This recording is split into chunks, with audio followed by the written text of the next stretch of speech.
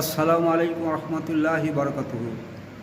শ্রদ্ধেয় শেষ ভাই সব ও মা বোনেরা, বিসমিল্লাহির রহমানির রহিম, আলহামদুলিল্লাহি রব্বিল আলামিন।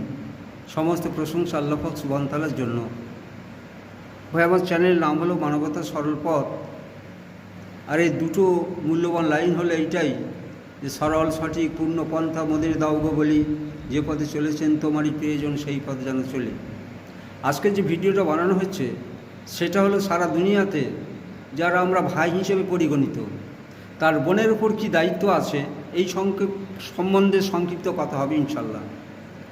এখন আমরা যারা ভাই হিসেবে আছি, আমাকে যদি মৃত্যুর পরে জীবনটা শান্তিময় করার ইচ্ছা থাকে, আর মৃত্যুর পরে জীবনটা জান্নাতে যাওয়ার ইচ্ছা থাকে, তাহলে তার বোনের ওপর দায়িত্ব কর্তব্য কতটুকু, সেটা হলো এই, আমার যে বোন আছে ওকে যদি আমি তৈরি করতে না পারি, জান্নাতের উপযোগী করার জন্য যদি চেষ্টা না করি, আমি যত ভালো মানুষ হই না কেন আমার জান্নাতে যাওয়া অসম্ভব হয়ে যাবে, জান্নাতের দরজা বন্ধ হয়ে যাবে।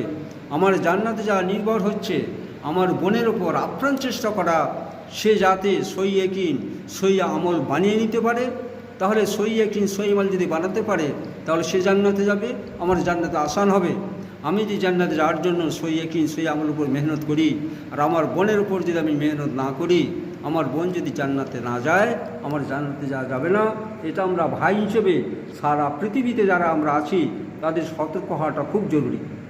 আমরা এই বিষয়ে সবিশেষ লক্ষ্য রাখি না, জানি বোন তো বোন, কিন্তু বোনকে যদি সঠিকভাবে না তৈরি করতে পারি, তার মধ্যে সঠিক সিফত যদি আনার চেষ্টা না করি, তাহলে তার জান্নাতে যাওয়া অসম্ভব হয়ে যাবে, আর সেই সঙ্গে আমারও জান্নাতে যাওয়া অসম্ভব হয়ে যাবে। তাহলে আমার জান্নাতে যাওয়া নির্ভর করছে আমার বোনের উপরে, তার সই ইয়াকিন সই আমল বানানোর ওপর মেহনত করা। এবার আমি যদি সই ইয়াকিন সই আমল বানানোর মেহনত করি, আর আমার বোন যদি সই ইয়াকিন বানাতে না পারে, সই আমল না তৈরি করতে পারে, তাহলে সে যদি জাহান্নামে যায়, আমাকে জাহান্নামে যেতে হবে না, আল্লাহ পাক সুবহানাহু ওয়া তাআলা রহম করম ইহসান করে আমাকে জান্নাতে দেবে। সুতরাং এই সংক্ষিপ্ত কথার উপরে ভাই হিসেবে যারা আমরা আছি তাদের সতর্ক হওয়ার জন্য অনুরোধ করছি। আমরা সবাই চেষ্টা করব ইনশাল্লাহ।